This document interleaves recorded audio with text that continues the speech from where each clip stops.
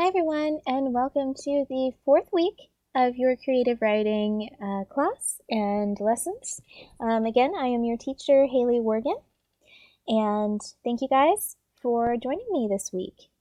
So, I wanted to go ahead and address a couple of things. I am noticing, guys, that a lot of you are not turning in your assignments.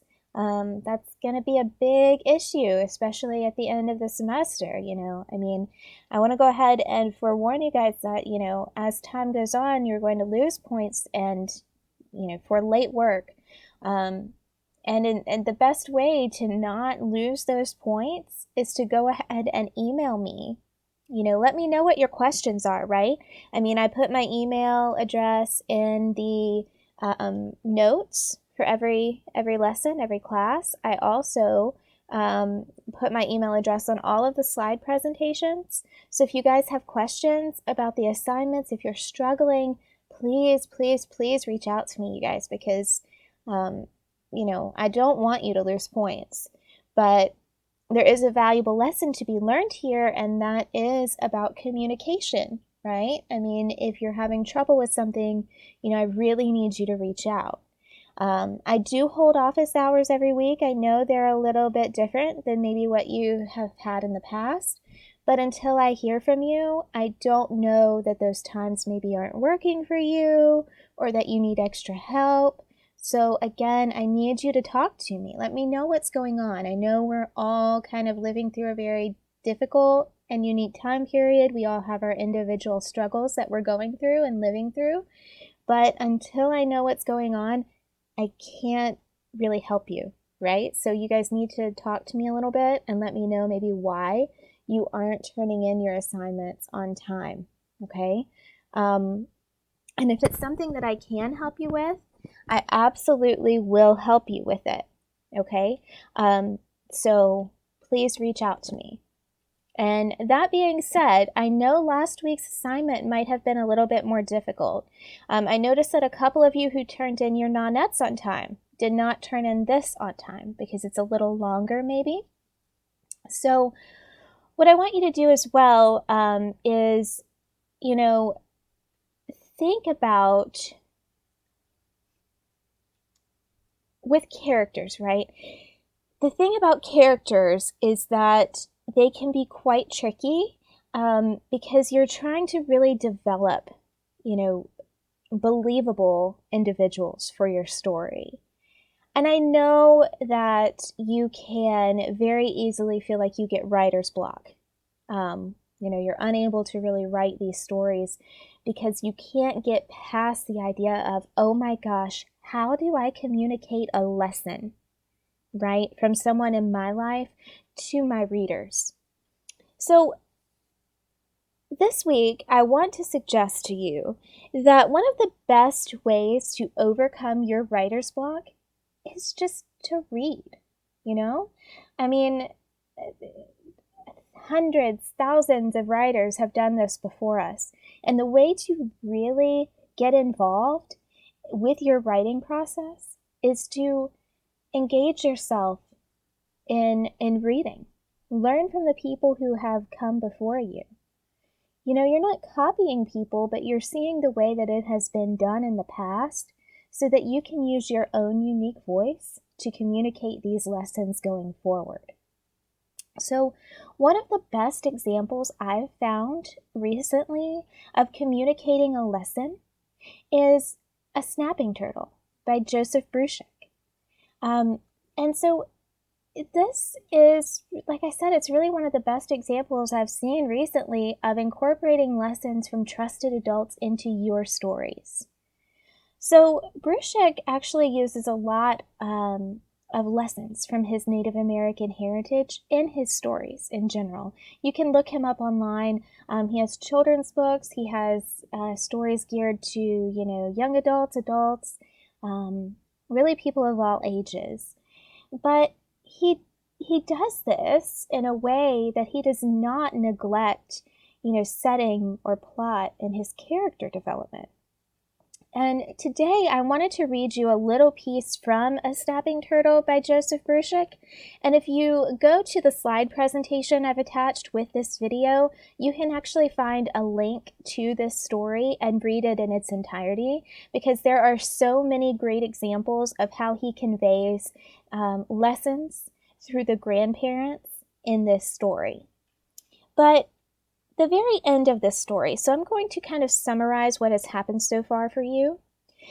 The narrator has gone on a fishing trip. He's caught some fish for his grandparents, and then he decides to go to an area he's not really that familiar with. He decides at 12 years old he's going to go to a new part of the river, kind of challenge himself, get outside of his comfort zone, and he hears some other boys. He hears them talking about catching a snapping turtle and trying to sell it to someone in town for $10. And he decides he is going to try to catch this snapping turtle because his grandfather has taught him how to effectively trap animals, for the purpose of eating them, but he's also taught him how to catch turtles because his grandmother and grandfather over the years have spent their summers saving turtles and putting them back into the wild. So our narrator has caught a turtle at this point in the story. He's actually caught the turtle, and he's taken it back to his grandparents. And his grandparents decide they are going to allow him to make a decision about this turtle, whether he's going to actually save it or he's going to turn it in for the money. So, reading from this story, this is again part of A Snapping Turtle by Joseph Bruchac. My grandmother nodded. Well, if you go now, you'll be back in time for supper. I thought we were having trout. She raised an eyebrow at me. I left them this side of the culvert by 9N along with my pole. You clean up and put on dry clothes. Your grandfather will get the fish. But I hid them. My grandmother smiled. Your grandfather will find them. And he did. An hour later, we were on the way to Congress Street. In the 1950s, Congress Street was like a piece of Harlem dropped into an upstate town. We pulled up in front of Jack's, and a man who looked to be my grandfather's age got up and walked over to us. His skin was only a little darker than my grandfather's, and the two nodded at each other. My grandfather put his hand on the trunk of the Plymouth. What you got here? Jack said. Show him, Sonny. I opened the trunk. My snapping turtle lifted up its head as I did so. I heard you might want to buy a turtle like this for $10, I said. Jack shook his head. $10 for a little one like that? I'd give you $2. I looked at my turtle. Had it shrunk since Grandpa wrestled it into the trunk? That's not enough, I said. $3, my last offer. I looked at Grandpa. He shrugged his shoulders. I guess I don't want to sell it, I said. All right, Jack said. You change your mind. Come on back. He touched his hat with 2 fingers and walked back over to his chair in the sun. As we drove toward home, neither of us said anything for a while. Then my grandfather spoke. Would $5 have been enough? No, I said. How about 10? I thought about that. I guess not. Why you suppose that turtle was headed for the sandbank? Grandpa said. I thought about that too. Then I realized the truth of it. It was coming out to lay its eggs. Might be. I thought hard then. I'd learned it was never right for a hunter to shoot a mother animal because it hurt the next generation to come. Was a turtle any different?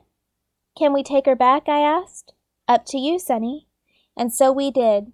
Gramp drove the Plymouth right up the trail to the edge of the res. He held a stick so the turtle would grab onto it as I hauled her out of the trunk. I put her down, and she just stayed there, her nose a foot from the water but not moving. We'll leave her, Grandpa said. We turned to get into the car. When I looked back over my shoulder, she was gone. Only ripples on the water, widening circles, rolling on toward other shores like generations following each other. My grandmother's flowers still growing in 100 gardens in Greenfield, like the turtle still seeking out that sandbank, like this story that is no longer just my own, but now belongs to your memory too.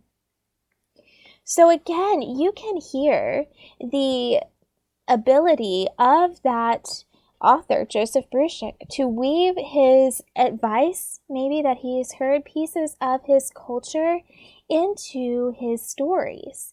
And in this way, he does share them with future generations. So I want you guys to please email me with any questions you have regarding this assignment. If you're having trouble thinking about advice from adults that you would like to convey into your stories, I'd encourage you to go back and look at last week's video. My mom was on that video and she shared some advice. And the thing is, you don't have to necessarily agree with the advice.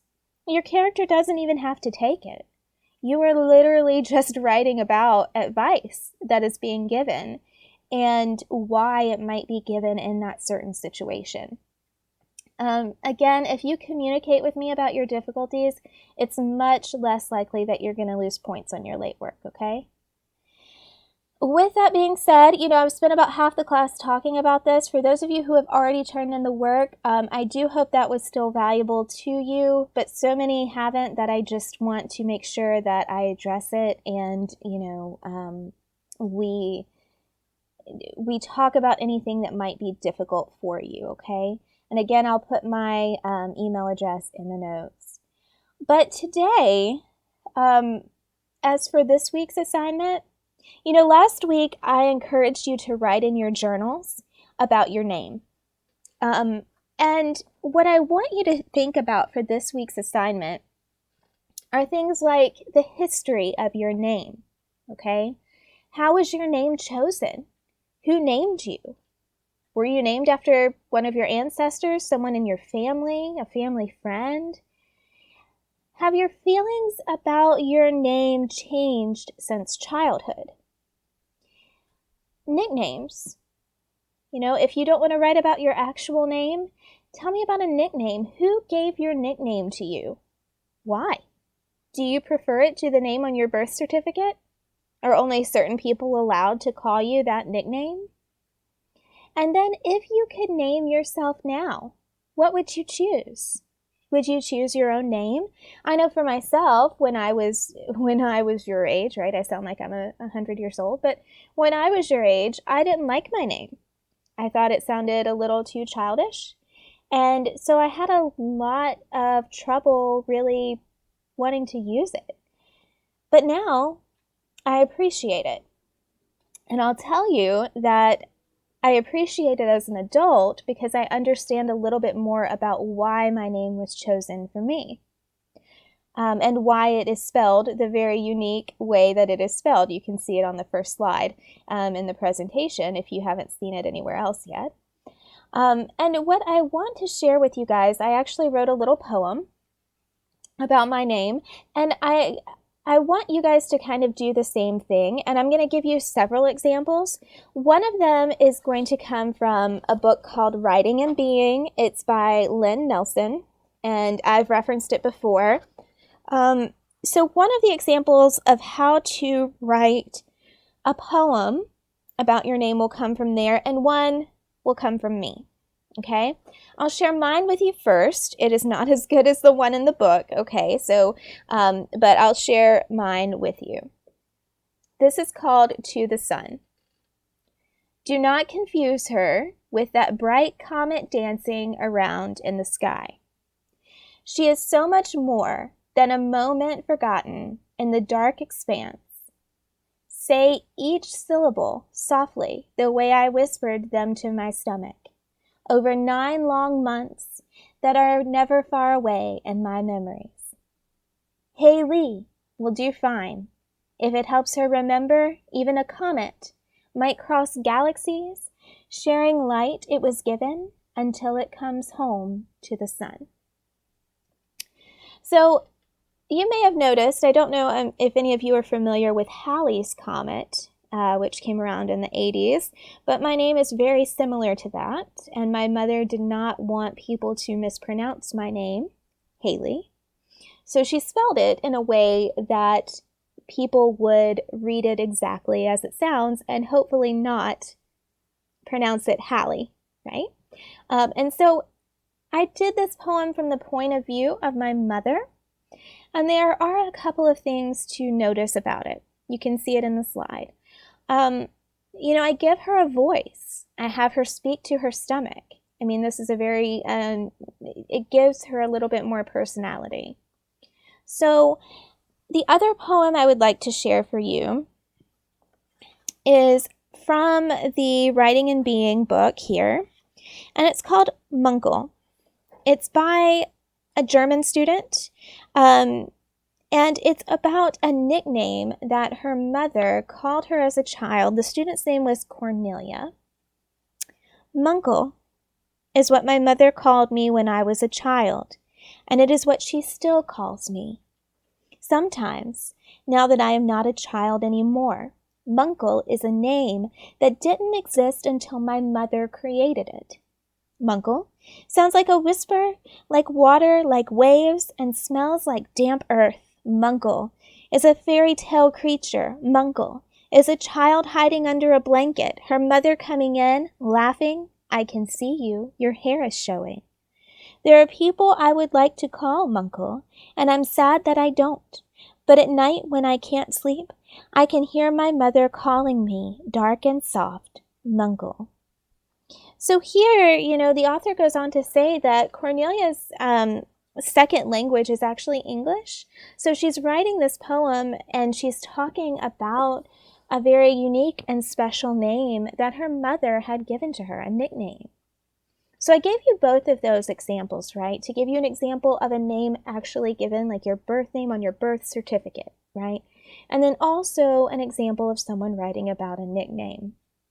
What I want you to do this week is to create either a poem or a short personal narrative about your name. Now, your short personal narrative does not need to be any longer than about 300 to 400 words, you guys. I mean, it does not have to be long at all if you choose to do that. And I want you to focus on any of the questions in the third slide on this presentation. Tell me a story. You want the characters to come alive here. So again, notice how I give my mother a unique voice by having her speak to her belly in the poem. Notice how Cornelia really works this idea of her mother seeing her hiding under the blankets into the poem to give an insight into their relationship. Show me who your characters are by how they look, their opinions, emotions, and their memories, okay? Now, if you write a poem, there are no guidelines on form. You'll notice in the slide presentation that my poem is mostly in the format of multiple haikus.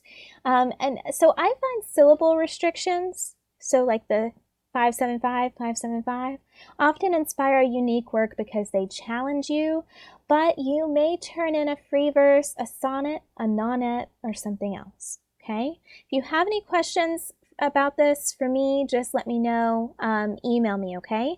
And this assignment is due Friday, February 5th at 11:59 p.m. via Google Docs or email. Now, again, this week I'm going to give you a small assignment for your journal to prepare you for class next week. I want you to begin looking around in your life and over the course of your day for small things that bring you joy. Okay, this is another assignment that is in the Writing and Being book. These should not be material things unless they were gifts from people you care about that carry a significant meaning. Instead, I want you to look for moments of happiness on the faces of your friends and family members. Notice the sunshine on your face when you go outside. Maybe the thing that makes you happy is a pet or an encouraging message from a friend or a teacher. Now, next week, we will discuss how to use these things as symbols in our writing. So we're going to go over symbolism next week in a little more detail. Things that represent larger and more complex issues to which your readers can relate. Okay, thank you guys again so much for tuning in for this lesson. Again, I will announce my office hours this week. I'm thinking I'm going to do morning hours again, 8:30 to 9:30 one day, so stay tuned for that as well. Please, please, please email me with your questions, you guys. I don't want to take points off on assignments, but if you don't communicate with me, then it makes me feel like you're just kind of not doing them, and that's not good. We need to do our work. Okay? All right. Thank you guys so much. I hope you have a fantastic week. And, I look forward to continue helping you build these portfolios we're making. Okay? At the end of the semester, I want you guys to have really complete, amazing writing portfolios that you can share with others. Right? Have a great week, guys. Bye.